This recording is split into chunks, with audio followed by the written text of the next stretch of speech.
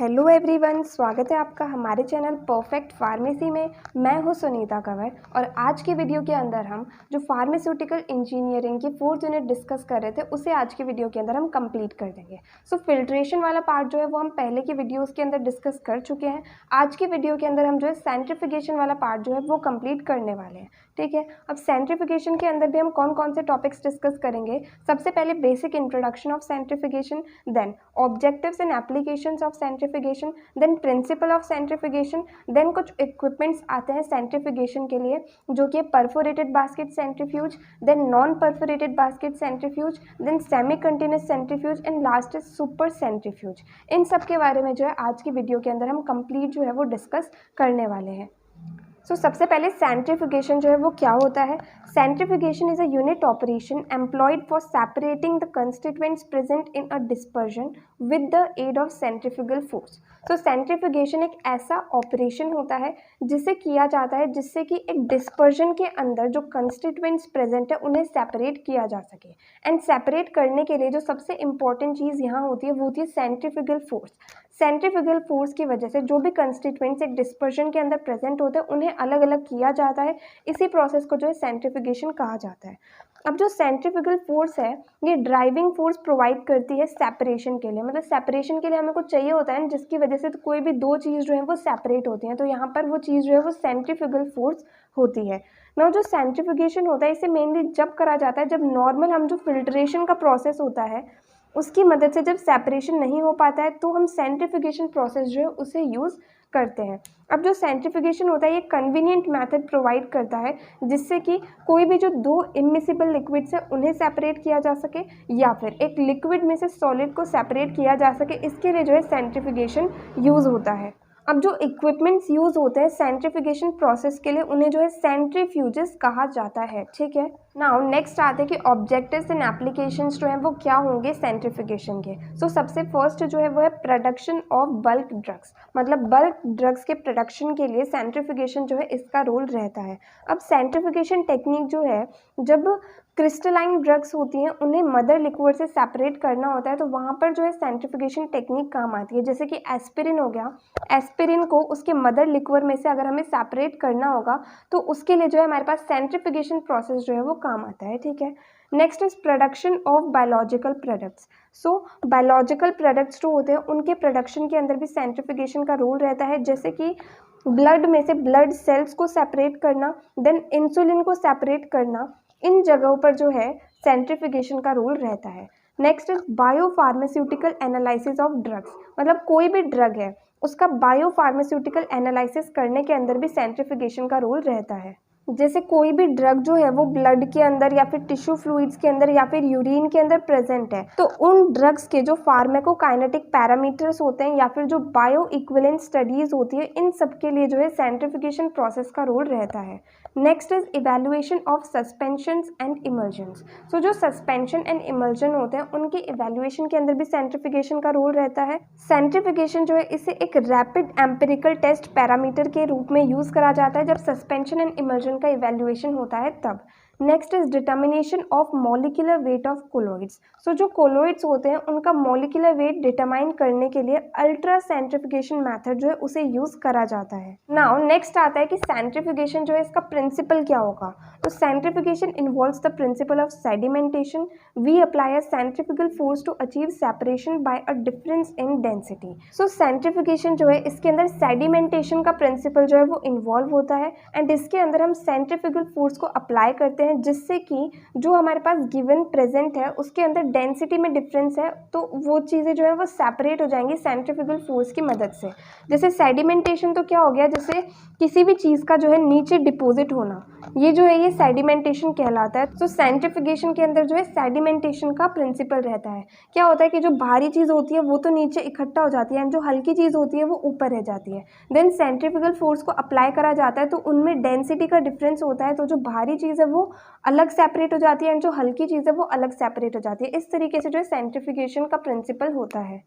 Centrifugation के अंदर क्या होता है, जो पार्टिकल्स जिनका साइज 5 माइक्रोमीटर से ज़्यादा है उन्हें तो सिंपल फिल्ट्रेशन प्रोसेस के द्वारा सेपरेट कर लिया जाता है, बट जो पार्टिकल्स जिनका साइज 5 माइक्रोमीटर या फिर उससे कम होता है तो वो ग्रेविटी के अंडर जो है सेडिमेंट नहीं होते, मतलब नीचे इकट्ठा नहीं होते ग्रेविटी के प्रेजेंस में, तो उसके लिए उन्हें सेपरेट करने के लिए जो है सेंट्रीफ्यूगल फोर्स को अप्लाई करा जाता है। अब सेंट्रीफ्यूगल फोर्स क्या होती है, रोटेशन की वजह से ये जनरेट होती है एंड ये रेडियली आउटवर्ड जो है ये एक्ट करती है, ठीक है। नाउ जो सेंट्रीफ्यूगेशन का प्रिंसिपल होता है इसके अंदर हमारे पास एक वर्ड आता है जो कि है सेंट्रीफ्यूगल इफेक्ट, ठीक है। सेंट्रीफ्यूगल इफेक्ट का मतलब क्या होता है, ये रेशियो होता है centrifugal force and gravitational force का। So centrifugal effect is equal to centrifugal force divided by gravitational force. अब सेंट्रीफ्यूगल फोर्स क्या होती है, ये रेडियल डायरेक्शन में अप्लाई होती है, तो इसलिए सेंट्रीफ्यूगल इफेक्ट इक्वल टू आ गया F अपॉन में G, ठीक है। अब F जो है सेंट्रीफ्यूगल फोर्स ये इक्वल्स टू होती है mv स्क्वायर अपॉन r, यहाँ पर m जो है मास होता है, v वेलोसिटी होती है, r जो है ये रेडियस होता है, एंड जो ग्रेविटेशनल फोर्स है ये इक्वल्स टू होती है mg, m यहाँ पर मास है एंड g जो है ये ग्रेविटेशनल कांस्टेंट है। नाउ जो यहाँ पर वेलोसिटी है, वेलोसिटी इक्वल टू आ जाएगी 2 पाई r n, एंड n का मतलब है कि जो स्पीड ऑफ रोटेशन है वो कितनी होगी, ठीक है। सो अगर हम ये वैल्यूज जो है वो सेंट्रीफ्यूगल इफेक्ट के अंदर पुट करेंगे तो हमारे पास जो सेंट्रीफ्यूगल इफेक्ट है वो इक्वल टू आ जाएगा, यहाँ पर हम mv square upon r divided by mg करेंगे तो m से तो m कैंसिल हो जाएगा, अब v का square divided bye r and यहाँ पर g, ठीक है। तो इससे हमारे पास क्या आया कि c इक्वल टू आ गया 4 pi square r square n square divided by G R, r से r स्क्वायर जो है कैंसिल होकर के यहाँ पर r बचेगा, तो फाइनली c इक्वल टू आ गया 4 pi square r n square divided by g। अब 2r इक्वल्स टू होता है d, मतलब 2r दो रेडियस को मिलाकर के जो है डायमीटर बन जाता है, तो यहाँ से centrifugal effect c equal to आएगा 2 pi square D N square divided by g, ठीक है। अगर हम g को 9.8 मीटर पर सेकेंड स्क्वायर लेंगे तो फाइनली हमारे पास c की वैल्यू इक्वल्स टू आ जाएगी, मतलब सेंट्रीफ्यूगल इफेक्ट की वैल्यू आ जाएगी 2.013 n स्क्वायर डी, ठीक है। c है सेंट्रीफ्यूगल इफेक्ट 2.013, ये हमारे पास एक नंबर है, n जो है ये speed of rotation and d जो है ये डायमीटर है जिसके अंदर वो रोटेट कर रहा है, इसका कंप्लीट डायमीटर जो है वो है d, ठीक है। इस तरीके से हम सेंट्रीफ्यूगल इफेक्ट को डिफाइन कर सकते हैं। नाउ नेक्स्ट हम डिस्कस करेंगे equipments that are used in the process of centrifugation. So सबसे पहला आता है परफोरेटेड बास्केट सेंट्रीफ्यूज। सो ये किस प्रिंसिपल के ऊपर काम करता है, perforated basket centrifuge is a filtration centrifuge, the separation is through a perforated wall based on the difference in the densities of solid and liquid faces. So perforated basket centrifuge जो है ये एक filtration centrifuge है। अभी हमने देखा था कि फिल्ट्रेशन प्रोसेस कब होता है, जब जो साइज ऑफ पार्टिकल्स जो है वो 5 माइक्रोमीटर से ज़्यादा होता है, तो जो सेंट्रीफिकेशन का प्रोसेस है वो सिंपल फिल्ट्रेशन प्रोसेस रहता है, तो वही इसके अंदर प्रिंसिपल होगा कि ये एक फिल्ट्रेशन सेंट्रीफ्यूज है एंड इसके अंदर सेपरेशन जो होता है वो एक परफोरेटेड वॉल के थ्रू होता है। एंड सेपरेशन होता किस बेसिस पे है, जो सॉलिड एंड लिक्विड फेसेस वहाँ पर प्रेजेंट है उनकी डेंसिटीज़ में जो डिफरेंस है उसकी मदद से जो है सेपरेशन होता है, ठीक है। नो नेक्स्ट आता है इसका कंस्ट्रक्शन एंड वर्किंग किस तरीके से होगी। सो यहाँ पर इस तरीके से जो है परफोरेटेड बास्केट सेंट्रीफ्यूज का डायग्राम होता है।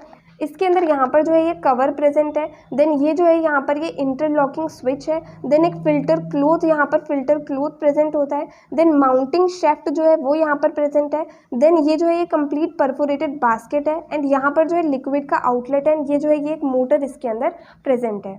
तो परफोरेटेड बास्केट सेंट्रीफ्यूज के अंदर एक बास्केट प्रेजेंट है जो कि स्टील, कॉपर या फिर किसी दूसरे सुटेबल मेटल की बनी होती है। देन जो ये बास्केट है इसका डायमीटर 0.90 मीटर हो सकता है एंड इसकी कैपेसिटी जो है वो 0.085 मीटर क्यूब हो सकती है।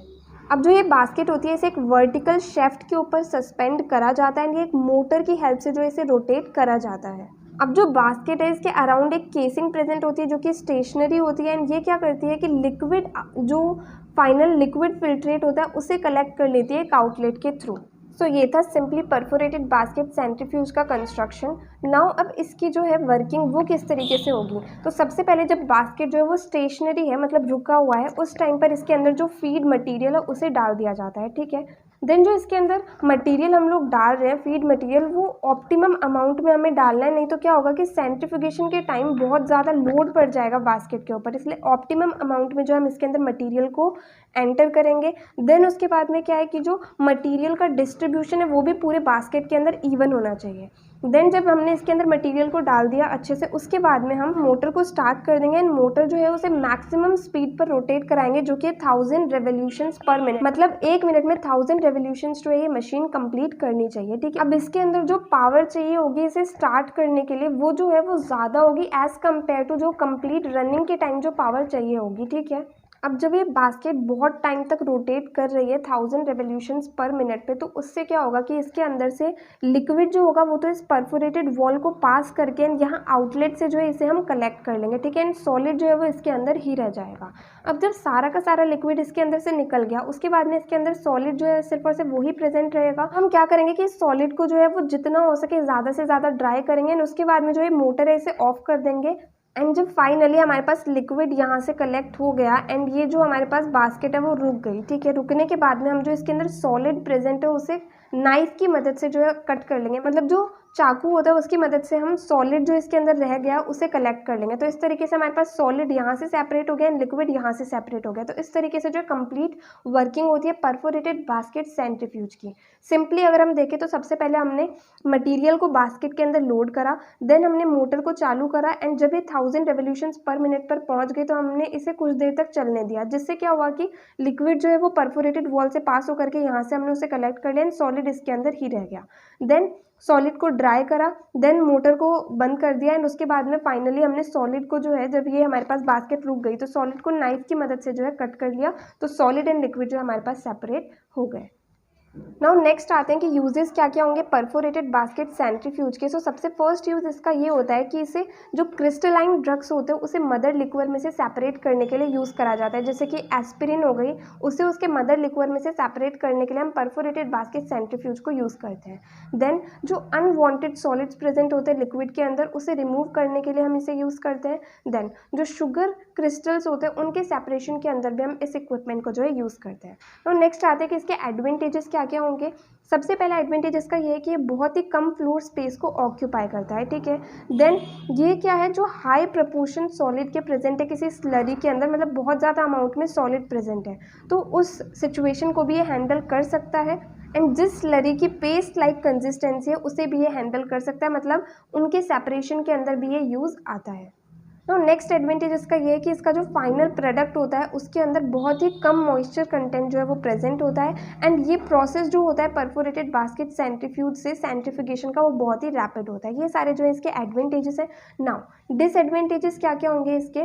फर्स्ट डिसएडवांटेज ये है कि ये जो है ये एक बैच प्रोसेस होता है, मतलब एक कंप्लीट बैच हो गया, मतलब एक बार हमने स्लरी डाली उसमें से लिक्विड सेपरेट हो गया, सॉलिड सेपरेट हो गया, उसके बाद हमें उसे रोकना होगा, थोड़ी देर रेस्ट पे रखना होगा, देन उसके बाद में हम नेक्स्ट जो है स्लरी उसके अंदर एंटर करा सकते हैं। देन नेक्स्ट इसका डिसएडवांटेज ये है कि इसकी जो कंप्लीट साइकिल होती है थोड़ी कॉम्प्लिकेटेड होती है। Next is there is a considerable wear and tear of the equipment, मतलब क्या है कि जो इक्विपमेंट है उसके अंदर थोड़ी बहुत टूट फूट जो है वो हो जाती है प्रोसेस के टाइम, जिसकी वजह से फाइनल प्रोडक्ट जो है वो कंटामिनेट हो सकता है, तो इस वजह से ये भी इसका एक डिसएडवांटेज है। ठीक है, सो ये था कंप्लीट परफोरेटेड बास्केट सेंट्रीफ्यूज के बारे में।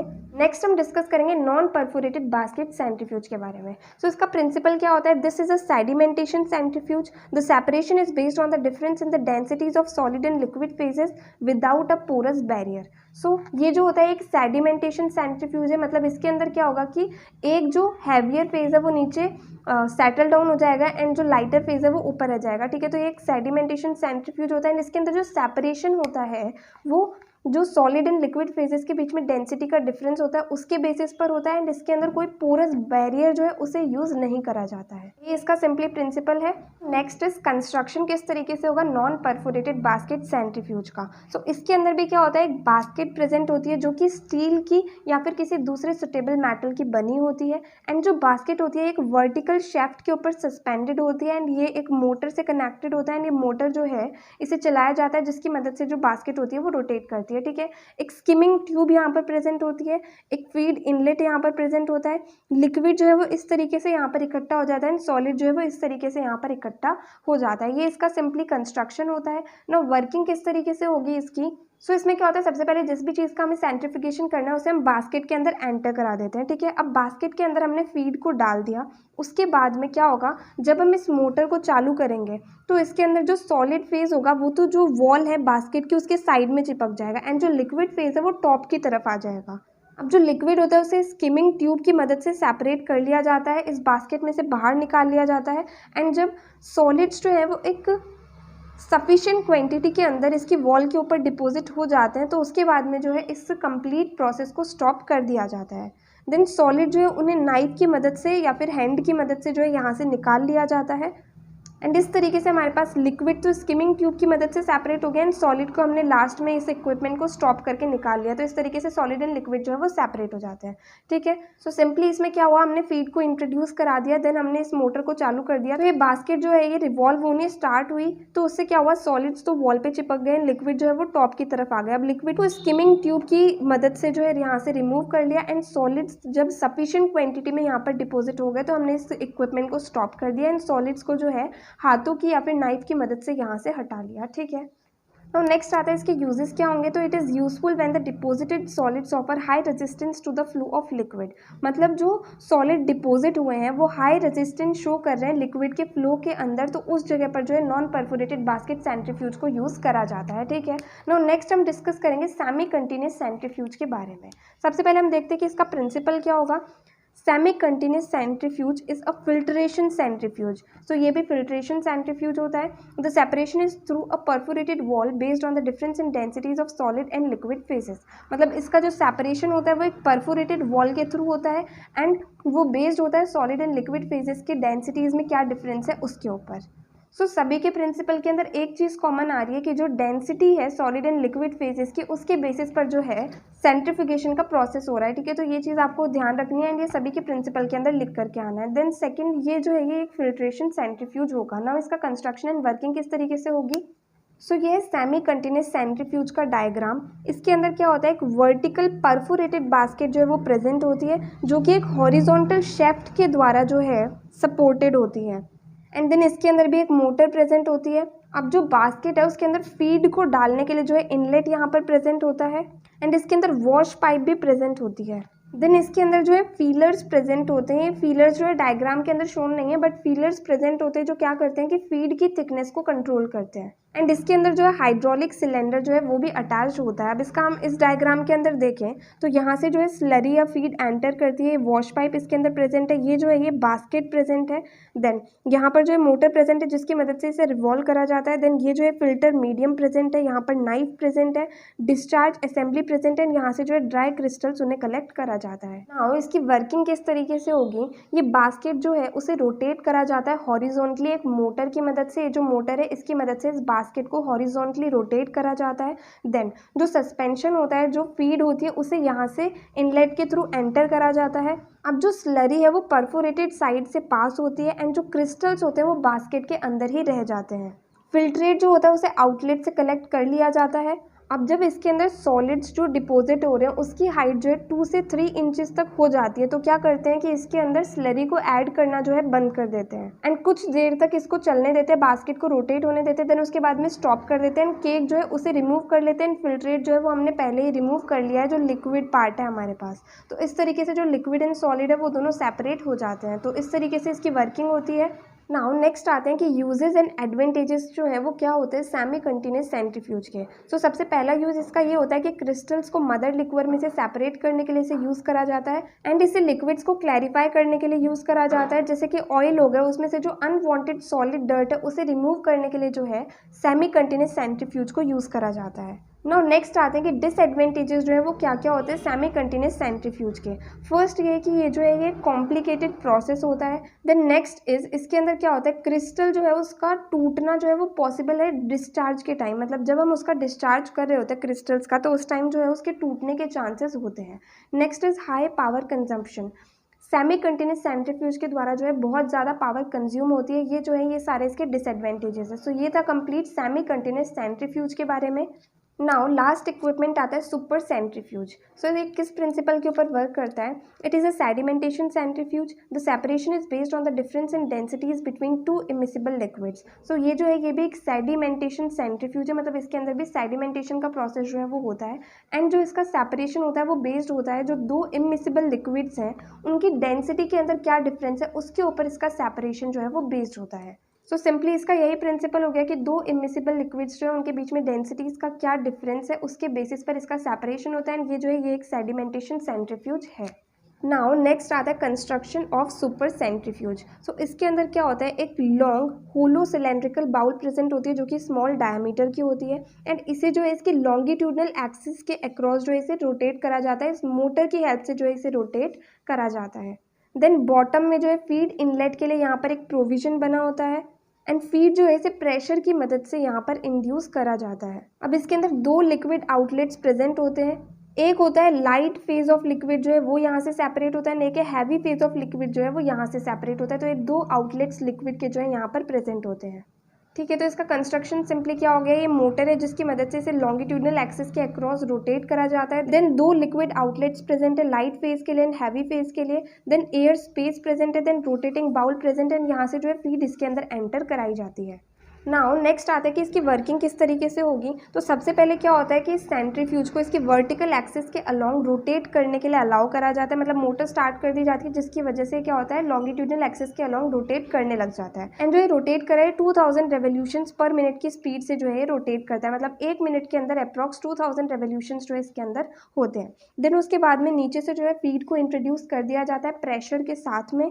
अब जब यहाँ पर इस बाउल के अंदर सेंट्रीफिकेशन प्रोसेस हो रहा है तो दोनों लिक्विड फेजेस जो हैं वो अलग अलग हो जाते हैं डेंसिटी के बेसिस पर। जो हैवियर लिक्विड होता है वो तो वॉल के अगेंस्ट थ्रो हो जाता है, एंड जो लाइटर लिक्विड होता है वो एक इनर लेयर बना लेता है। ठीक है, अब जो दोनों लिक्विड हैं, जो हैवियर लिक्विड है एंड जो लाइटर लिक्विड है, दोनों ऊपर की तरफ जाते हैं इस बाउल के अंदर। देन जो हैवी फेज होता है वो तो इस आउटलेट से कलेक्ट कर लिया जाता है, एंड जो लाइट फेज होता है वो इस आउटलेट से कलेक्ट कर लिया जाता है। एंड ये जो सुपर सेंट्रीफ्यूज है इसके अंदर कंटिन्यूस सेपरेशन चलता रहता है, क्योंकि क्या हुआ इसके अंदर लिक्विड जो है वो यहाँ से कलेक्ट हमने कर ही लिए। ठीक है, एंड फीड को हम यहाँ से इंट्रोड्यूस कर ही रहे हैं, तो इस तरीके से कंटिन्यूसली चलता रहता है।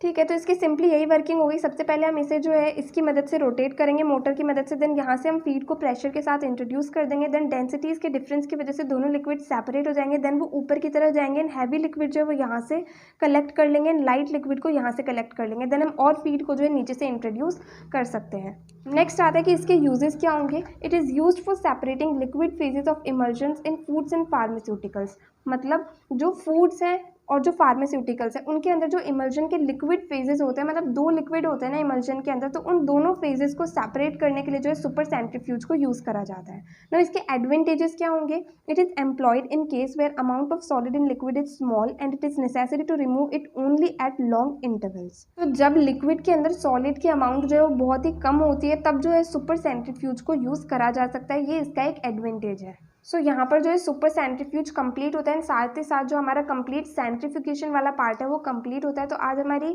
फार्मास्यूटिकल इंजीनियरिंग की 4th यूनिट जो है वो कंप्लीट हो गई है। नेक्स्ट जो है हम 5th यूनिट स्टार्ट करेंगे। सो अगर आपको इस वीडियो के अंदर कोई भी डाउट आया तो आप कमेंट सेक्शन में पूछ सकते हैं, और अगर नेक्स्ट वीडियो आप किसी पर्टिकुलर टॉपिक पे चाहते हैं वो भी आप कमेंट सेक्शन में बता सकते हैं। और अगर आपको ये वीडियो हेल्पफुल लगी हो तो प्लीज़ आप इस वीडियो को लाइक करना, ज़्यादा से ज़्यादा लोगों को शेयर करना और चैनल को सब्सक्राइब करना। थैंक यू सो मच इस वीडियो को एंड तक देखने के लिए एंड चैनल को सपोर्ट करने के लिए।